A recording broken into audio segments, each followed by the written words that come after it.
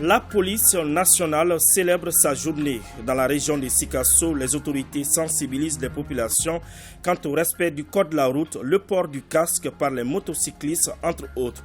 Des détails sur cette journée de la police nationale dans quelques instants.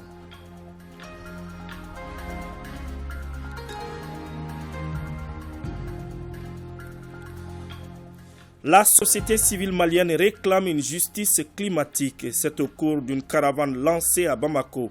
Il s'agit là d'interpeller les différents acteurs à agir pour relever les défis climatiques en Afrique. Notre reporter a suivi le lancement pour nous. Ravi de vous retrouver. Bonjour à tous et bienvenue dans cette édition d'information. À Ségou, les acteurs de la réforme du secteur de la sécurité suivent une session de formation. Ils sont informés de l'importance de la planification de développement et la mise en place des mécanismes de gestion des questions de sécurité. Honoré Thionou pour des précisions. Il s'agit au cours de cet atelier de renforcer les capacités des membres du commissariat à la réforme du secteur de la sécurité, à la planification, coordination ainsi qu'en suivi-évaluation. Ce renforcement des capacités permet la mise en place d'un cadre de gestion des initiatives sectorielles en lien avec la réforme du secteur de la sécurité. Et le PNUD l'inscrit dans sa mission. Dans le cadre de la réforme du secteur de la sécurité, il y a une série de réformes qui sont prévues au niveau de la justice, de la sécurité, mais aussi de la défense. Et spécifiquement, dans le cadre de cette réforme, une stratégie a été adoptée en janvier dernier. Et dans le cadre de la mise en œuvre de cette stratégie, le commissariat à la réforme du secteur de la sécurité a en son sein un bureau planification et suivi-évaluation. Alors, le PNUD et l'ensemble des agences du système des Nations Unies, on s'est dit que ce serait bien d'appuyer le commissariat à la réforme du secteur de la sécurité pour rendre opérationnel ce bureau de planification et de suivi-évaluation. 5 jours durant, les membres du commissariat à la réforme de la sécurité élaborent un mécanisme de gestion à travers lequel chaque acteur du système s'intègre dans une dynamique d'administration à l'approche centrée sur la sécurité. L'opérationnalité des CCS devrait permettre de consolider la capacité du CRSS à piloter de façon efficace la mise en œuvre de la stratégie nationale. Pour mener à bien cette formation, les participants sont largement informés et sensibilisés sur l'importance d'une planification de développement. En troisième région, la direction régionale de la police a célébré la journée de la police nationale. Sensibilisation sur le respect du code de la route et le port du casque par les motocyclistes sont entre autres messages véhiculés au cours de cette journée dont le lancement a été fait par le gouverneur de région. Compte rendu Moustapha Doumbia. Ce sont des actions de sensibilisation qui ont marqué cette édition 2022 de la journée de la police nationale à Sikasso. Une sensibilisation axée sur le respect du code de la route, les appels téléphoniques dans la circulation, le port du casque et d'autres règles de bonne conduite. Le cadre est indiqué pour rappeler l'origine de la journée. Le dernier colon a passé le flambeau juste après l'indépendance au premier commissaire de police en 1960, précisément le 4 octobre. Depuis ce jour, cette date a été, c'est-à-dire dédiée à la journée commémorative de la police. La ville de Sikasso est actuellement en plein chantier avec la réalisation de grandes infrastructures routières. La sensibilisation des usagers de la route est donc perçue par les autorités administratives et politiques comme une action salvatrice. Au niveau de la commune urbaine de Sikasso, on était déjà dans la dynamique de mettre en place des activités allant dans le cadre de la sensibilisation. Si déjà la police arrive à prendre le devant, vraiment c'est une très bonne chose. L'appel que je lance, c'est d'abord accepter d'être bon citoyen en écoutant, en suivant les propos, les termes de sensibilisation, mais aussi et plus d'accepter sa police. Le gouverneur de la région de Sikasso a aussi rappelé la nécessité d'une bonne collaboration entre la population et sa police. Plus de 400 milliards de francs CFA, ce sont les revenus générés par le secteur extractif au niveau du budget national pour l'année 2019, selon le rapport de l'initiative pour la transparence dans les industries extractives du Mali. L'information a été donnée au cours d'une campagne de dissémination du dit rapport étape de Caille. De Caille, les détails avec Moriba Keita.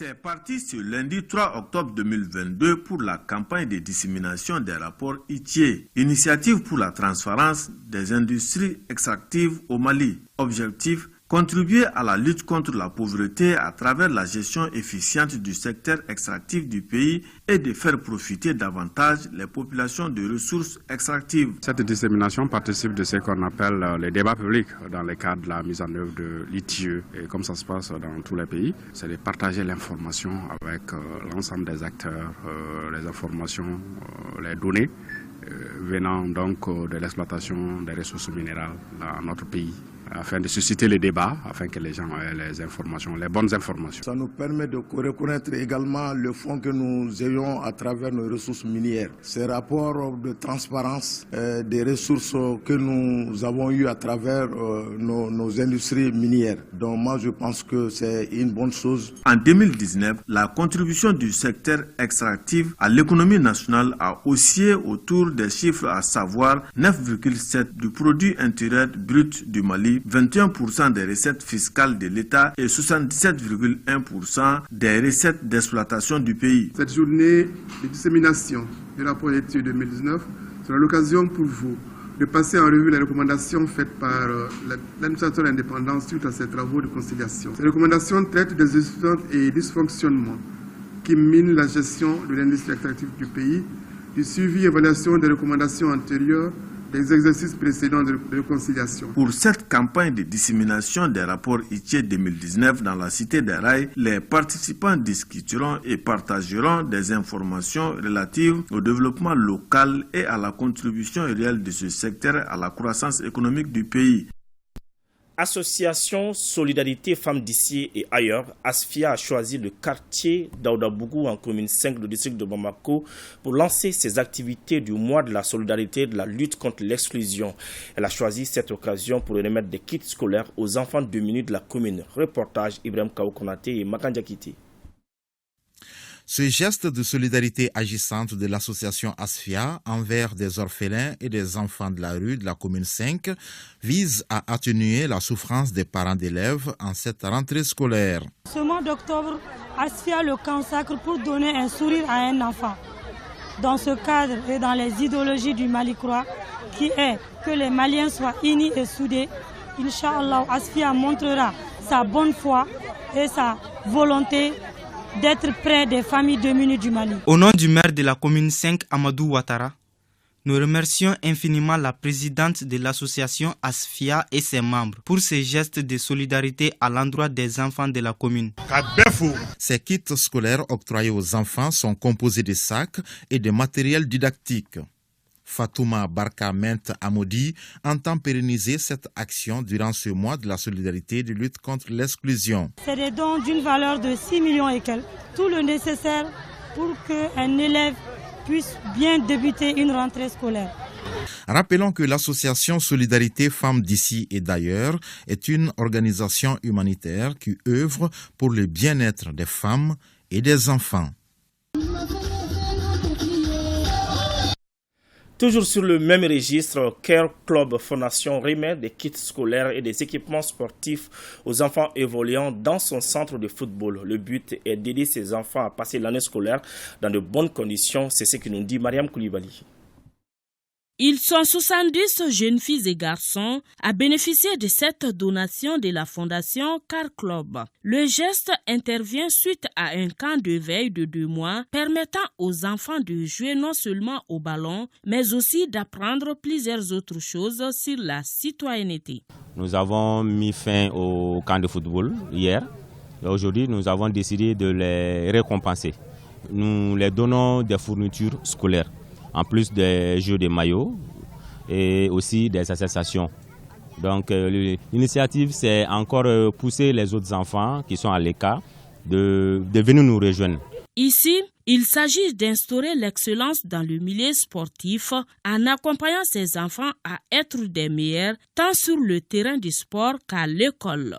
L'objectif de ce camp, c'était de les former sur les valeurs morales de la vie, parce qu'on n'est pas en train de former que des joueurs, on est en train de former des hommes de demain. Donc on a constaté que ces enfants il leur manquait beaucoup de choses. Parce que ici, ce n'est pas qu'un lieu d'entraînement de foot, c'est un lieu de formation aussi, d'éducation. Pour joindre l'acte à la parole, la Fondation est en chantier pour l'aménagement d'une salle d'apprentissage visant à accompagner les enfants tout au long de l'année scolaire. Ceux qui se sont distingués l'année dernière par l'obtention des bonnes notes dans les classes ont été récompensés avec des tablettes. La coordination des associations et ONG féminines CAFO de Kati remet des fournitures scolaires à 150 enfants des militaires tombés au champ d'honneur. On en sait plus avec Boukari Koulibaly. Mois d'octobre, mois de la solidarité et de la lutte contre l'exclusion sociale. C'est bien dans ce cadre que la coordination des associations féminines et ONG de Kati vient de faire parler son cœur.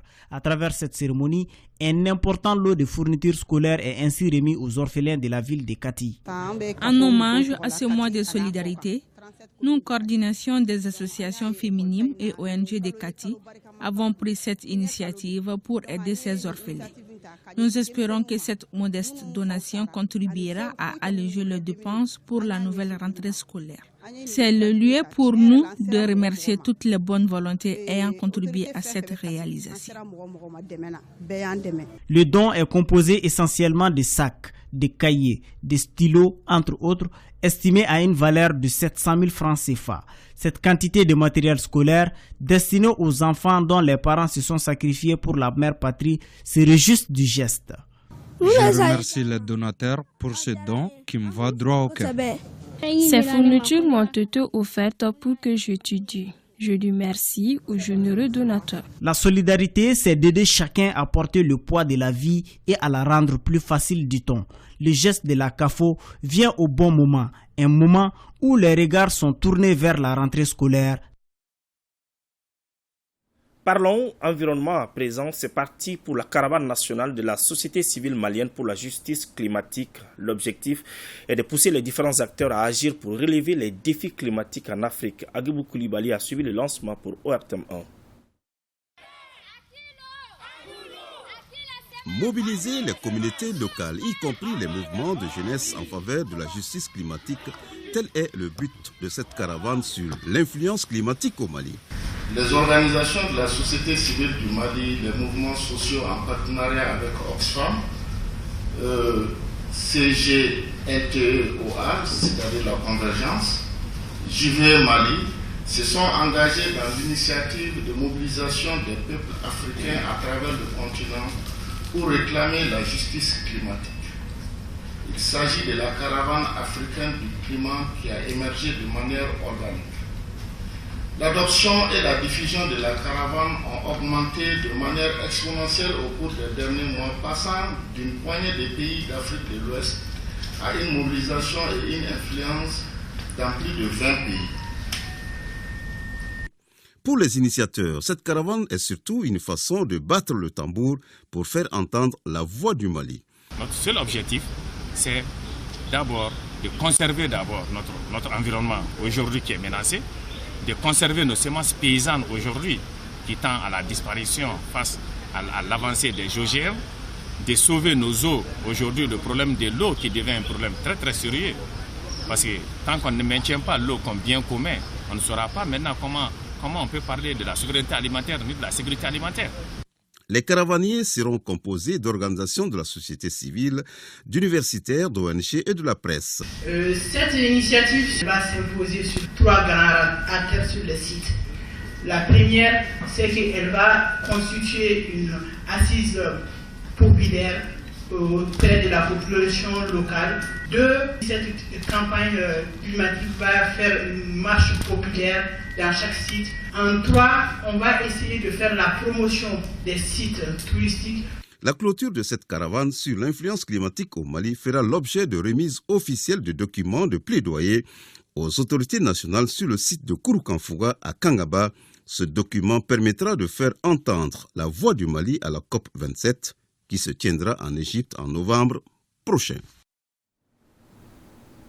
Sur un tout autre plan, cérémonie de sortie de la 8e promotion de l'université Touba et celle de la 5e promotion du centre de Banco pour la mémorisation du Saint-Coran, couplée à l'inauguration du nouveau bâtiment de la faculté du Saint-Coran et des étudiants islamiques. L'événement était présidé par le ministre des Affaires religieuses, du culte et des coutumes. Le reportage est signé Mohamed Sangari.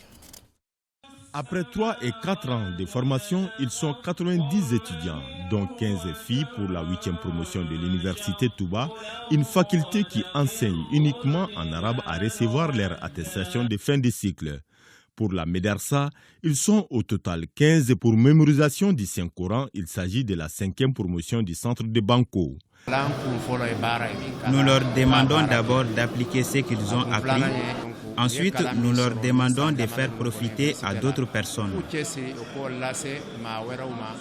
Un bâtiment flambant neuf a été également inauguré. Ce Joao R+3 est composé de 24 classes pour une capacité de 30 étudiants. Je crois que j'ai un bon espoir que le Mali avance non seulement dans sa religion, mais le Mali avance dans la conscience populaire. Car lorsque nous avons une frange de la population qui a la conscience d'améliorer la chose religieuse en construisant des bâtiments flambant neufs, non seulement pour la lecture du Coran, mais pour l'éducation des enfants maliens, c'est là à l'avantage de notre pays. L'université Touba, depuis sa création en 2015 jusqu'à nos jours, a formé 261 étudiants. Et quant au centre de mémorisation du Saint-Coran, il est 35 élèves. Partons à Goundam pour parler du lancement du projet de réhabilitation de la place de l'indépendance de la ville. L'initiative vient des ressortissants de cette ville réunis au sein d'une association dénommée Oumou Vision. À travers cette initiative, ils entendent donner un nouvel éclat à la ville. Valentin Roger Diallo. Une action citoyenne à la hauteur de la valeur du don. 90 millions de francs CFA pour 1000 casques et 1000 lunettes spécifiques pour les soldats du feu. C'est ce que la Société malienne pour l'émergence vient d'offrir à la protection civile en guise de soutien. Pour porter assistance aux efforts de la transition, nous avons jugé utile et nécessaire d'accompagner et de soutenir les efforts en cours à travers la donation d'équipements et de protection au service de protection civile. Des matériels d'une grande importance donc pour la protection civile qui a besoin de se protéger pour sauver des vies. Ce geste magnifique intervient au moment où les forces de sécurité maliennes sont résolues à relever les différents défis qui se posent à elles avec acuité, j'allais dire au moment où elles ont besoin d'accompagnement pour mener à bien leur mission. Je voudrais donc, au nom du ministre de la Sécurité et de la Protection civile, remercier très sincèrement les généreux donateurs. Un document de cession des équipements a été signé par le directeur de la société et la directrice des finances et du matériel du ministère avant la remise officielle des équipements. Et le directeur général de la Société malienne pour l'émergence de promettre que d'autres actions pareilles se poursuivront. Voilà, il s'agit là d'une donation à l'endroit des éléments de la protection civile. À suivre maintenant le lancement du projet de réhabilitation de la place de l'indépendance de la ville de Goundam. Cette visite des autorités régionales dans la commune rurale de Nebkit, cercle d'Al-Ourch, région de Toudeni, s'inscrit. Un élément à suivre dans nos prochaines éditions. Toutes nos excuses pour ce problème technique. Restons au nord du Mali. Rentrée des classes à Taoudeni. Ils sont des milliers d'élèves à reprendre le chemin de l'école. Les autorités régionales ont sillonné plusieurs écoles pour s'assurer du bon déroulement de la réouverture des classes. Chérifou Moulay Aydara pour plus de détails. Cette visite des autorités régionales dans la commune rurale de Nebkit, cercle d'Al-Ourch, région de Toudeni, s'inscrit dans le cadre de la rentrée des classes. Toutes les dispositions sont prises et la rentrée est effective. C'est l'occasion pour moi d'adresser toutes mes félicitations à Madame la directrice de l'académie pour toutes les dispositions prises. Depuis 2 semaines, toute la région de Toudeni a été mobilisée à travers vraiment des cadres de concertation, des missions sur le terrain pour préparer vraiment la rentrée scolaire 2022-2023. Et je suis vraiment très fier aujourd'hui pour dire que vraiment la rentrée a été effective dans la commune urbaine de Toudeni. Occasion pour les responsables d'éducation de rassurer que tous les défis seront relevés pour une bonne année scolaire. Nous avons organisé un cadre de concertation.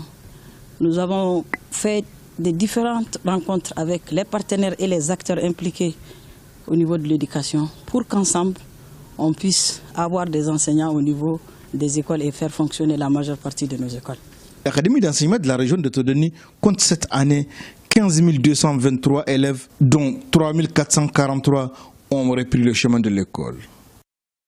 L'ONG Voice, en partenariat avec l'association Femmes Éthiques et la Web TV Kunafoni, a organisé une session d'échange et de partage d'expériences à l'endroit de ses partenaires. Ces échanges de 2 jours ont pour objectif de fournir un cadre d'apprentissage mutuel et l'autonomisation des groupes marginalisés dans la société. Et ils sont 35 les participants à prendre part à cette session du donner et de recevoir. Le reportage est signé Bokari Koulibaly. Renforcer la capacité des organisations de la société civile et porter assistance aux personnes discriminées et stigmatisées, voilà quelques missions de l'ONG Voice. Et c'est dans ce cadre que l'organisation vient d'initier une session d'échange et de partage d'expériences de 2 jours à l'endroit de ses partenaires. Ce cadre vise une synergie et un renforcement des connaissances des participants sur les méthodologies de mise en œuvre des projets proposés, entre autres. L'objectif, c'est vraiment d'apprendre les uns des autres, d'avoir des mises en œuvre différentes, des méthodologies différentes qui peuvent inspirer d'autres projets à faire mieux. Donc, c'est mieux de se mettre ensemble pour faire un plaidoyer ou revendiquer des droits. Voice vise principalement le renforcement des capacités des organisations de la société civile, des groupes les plus discriminés et des plus marginalisés, en vue de leur donner les moyens pour agir. Les actions de l'ONG Voice ont fortement contribué dans la prise en charge de plusieurs personnes stigmatisées. Voice, comme tous mes partenaires d'ailleurs, ont eu un impact positif sur ma bataille. C'est le fait d'avoir le droit à l'éducation. L'éducation est l'arme la plus puissante pour changer le monde, disait Nelson Mandela. Et l'ONG Voice, en partenariat avec l'association Femmes Éthiques et le Web TV Kunafoni, l'éprouve à suffisance. Ainsi s'achève ce journal. Merci de l'avoir suivi. Bonne suite de programme sur ORTM1.